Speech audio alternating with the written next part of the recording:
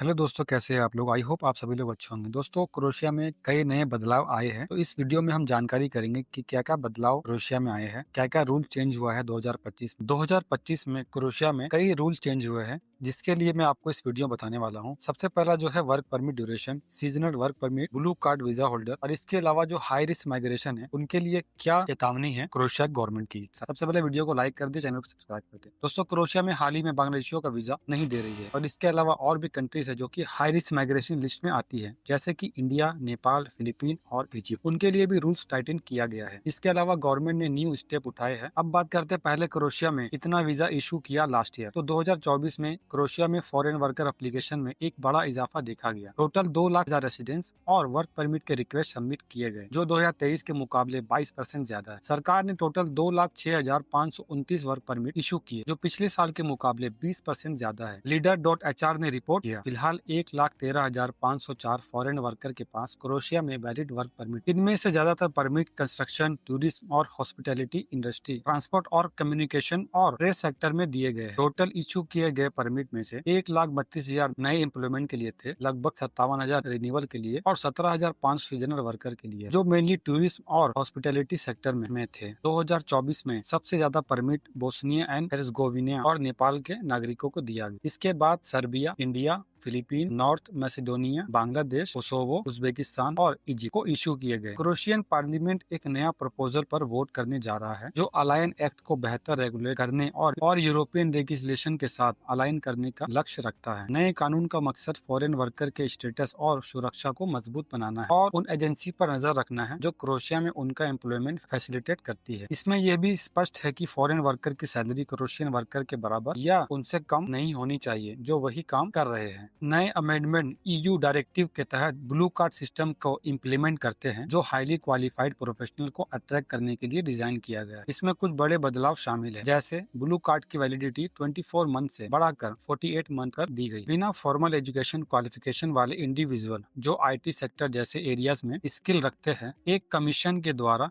Work experience assess करवाने के बाद ब्लू कार्ड प्राप्त कर सकेंगे। ब्लू कार्ड होल्डर को कम से कम क्रोएशिया की एवरेज ग्रोज वेज का 1.5 गुना सैलरी मिलनी चाहिए। प्रोपोज चेंज के तहत रेसिडेंस और वर्क परमिट अब तक 3 साल के लिए दिए जाएंगे, जो पहले सिर्फ 1 साल के लिए मिलते हैं। सीजनल वर्क परमिट की वैलिडिटी 6 महीने से बढ़ाकर 9 महीने कर दी गई। फॉरेन वर्कर के अकोमोडेशन के लिए नए स्टैंडर्ड तय किए गए हैं। नए कानून के मुताबिक एम्प्लॉयर को फाइनेंशियल गारंटी देनी होगी अगर वो किसी वर्कर को हायर करने के बाद उसका वर्क परमिट कैंसिल करवाना चाहते हैं। एम्प्लॉयर्स को एडजस्ट होने का समय देने के लिए पेनल्टीज का इम्प्लीमेंटेशन 1 जनवरी 2026 तक पोस्टपोन किया गया है। अगर किसी एम्प्लॉयर ने इलीगली फॉरेन वर्कर को हायर किया है, तो उन्हें डिजिटल प्लेटफॉर्म जैसे बोल्ट, वोल्ट एक्सेट्रा पर बिजनेस चलाने की अनुमति नहीं मिलेगी। फॉरेन वर्कर के परमिट पाने के लिए एम्प्लॉयर्स को कम से कम एक क्रोएशियन नागरिक को पिछले 1 साल से एम्प्लॉयड रखना होगा, सभी पब्लिक ड्यू सेटल करना होगा, minimum turnover 10,000 euro legal entities के लिए और 15,000 इंडिविजुअल के लिए होना चाहिए, जो पहले रेगुलेट नहीं किया गया। अलायंस एक्ट में किए गए चेंजेस का उद्देश्य फॉरेन वर्कर के लिए सुरक्षित करना है। ये बात मिनिस्ट्री ऑफ लेबर के स्टेट सेक्रेटरी इवान विदिश ने HRT कही। उनका कहना है कि ये रिफॉर्म लेबर मार्केट को सुधारने और फॉरेन वर्कर सिस्टम में सीरियस एम्प्लॉयर को पहचानने में मदद करेंगे। विदिश ने बताया कि अकोमोडेशन स्टैंडर्ड को रेगुलेट किया जाएगा। उन एम्प्लॉयर के लिए एक ब्लैक लिस्ट तैयार की जाएगी जो वर्कर को मैंडेटरी इंश्योरेंस के लिए रजिस्टर नहीं करते। ये चेंजेस उन एथनिक ग्रुप्स के लिए भी बेहतर स्थिति बनाएंगे जो क्रोएशिया वापस आना चाहते हैं। आई होप ये वीडियो देख के आपको जानकारी मिली होगी। अगर वीडियो अच्छा लगा तो लाइक जरूर करें, चैनल को सब्सक्राइब कर दें।